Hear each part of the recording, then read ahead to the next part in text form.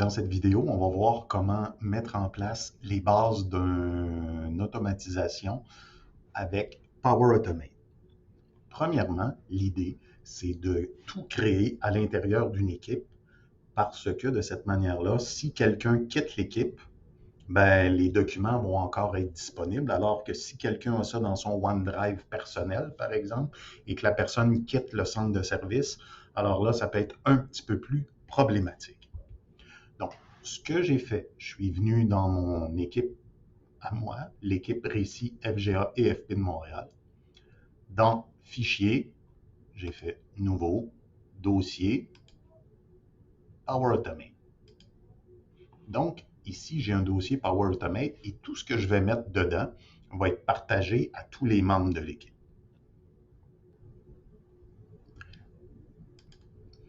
Maintenant, je vais aller sur Office 365, sur Forms, et je vais venir ici créer un nouveau formulaire sans titre, mais c'est à moi d'y donner un titre. Donc, je vais l'appeler Présentation Power Automate. Je peux mettre une description ici et je peux aussi reprendre des éléments qu'il y a déjà eu. Donc ici, il nous fait des recommandations, mais donc on peut les utiliser. Si je fais ça, j'évite tout, mais je ne le ferai pas actuellement.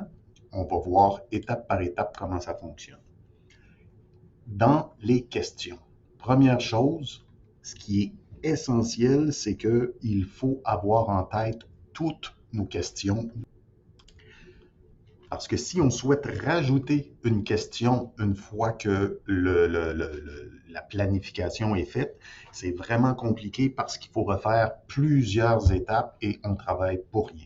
Donc, l'idée, c'est d'avoir déjà toutes ces questions en tête. Alors, je vais venir sur texte parce que ce que je veux le prénom de l'élève et son nom. De cette manière-là, ça va me permettre d'avoir deux champs différents pour son nom et son prénom. Ça va être utile un petit peu plus tard. Donc ça, qu'est-ce qu'on pourrait demander aussi comme question? Nombre d'heures travaillées. Ici, on va mettre un choix.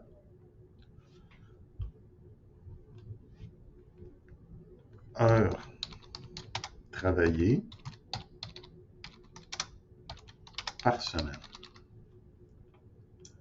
Ici, je vous propose de faire, par exemple, 0 à 5 et non pas de mettre 0-5 parce que j'ai eu un problème. Excel comprenait ça comme si c'était une soustraction et ça créait des petits problèmes. Donc, si on met 1 à 10, on est correct. Si on met 11 à 15, puis disons qu'on se limite à 15 heures et plus. Voilà, ça c'est mes heures travaillées. Ce que je voudrais maintenant, c'est le lieu de résidence de l'élève.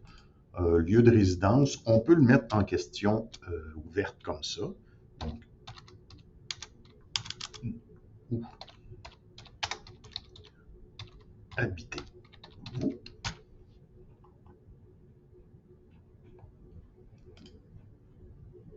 Et finalement, question 5, je vais demander quel cours vous intéresse. Ah oui, mais c'est pas une réponse comme ça, je me suis trompé.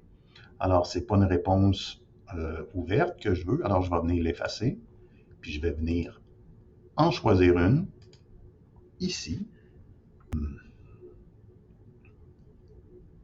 Quel cours souhaitez-vous suivre? Donc, plomberie,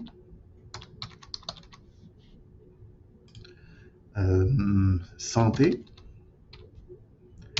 et coiffure, par exemple.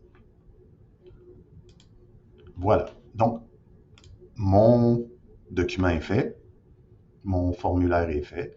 Je vais venir voir de quoi il a l'air. Présentation Power Automate. Ça, c'est mes réponses, c'est mes questions et mes réponses. Et je peux aussi voir de quoi a l'air mon formulaire sur un appareil mobile en cliquant sur Appareil mobile. Je vais revenir sur ordinateur et on va faire maintenant un premier tour. On va remplir le questionnaire une première fois.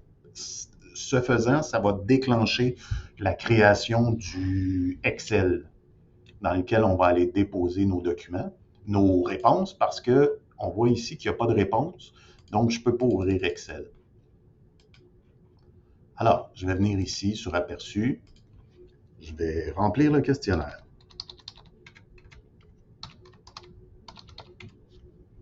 Combien d'heures je travaille par semaine?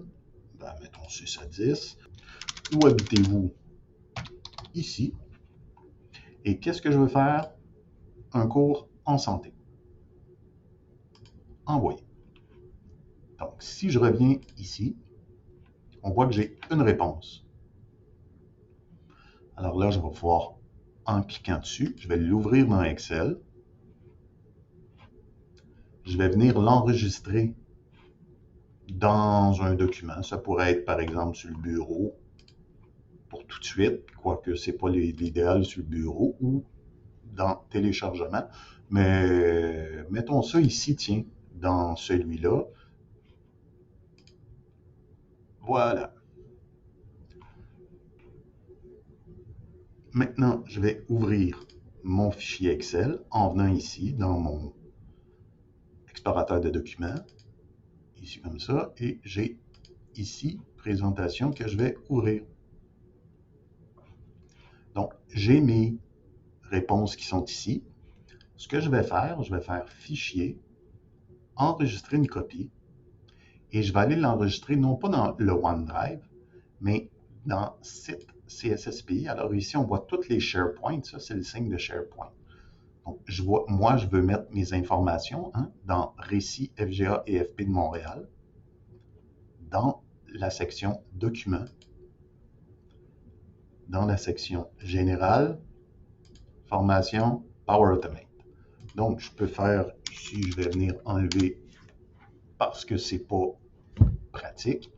Donc, je vais venir Présentation, ici comme ça, Enregistrer. Alors, voilà. Maintenant, mon document est enregistré dans, s'appelle Présentation Power Automate et est enregistré dans mon SharePoint. Et je vais pouvoir aller, après ça, aller le rechercher pour poursuivre la séquence.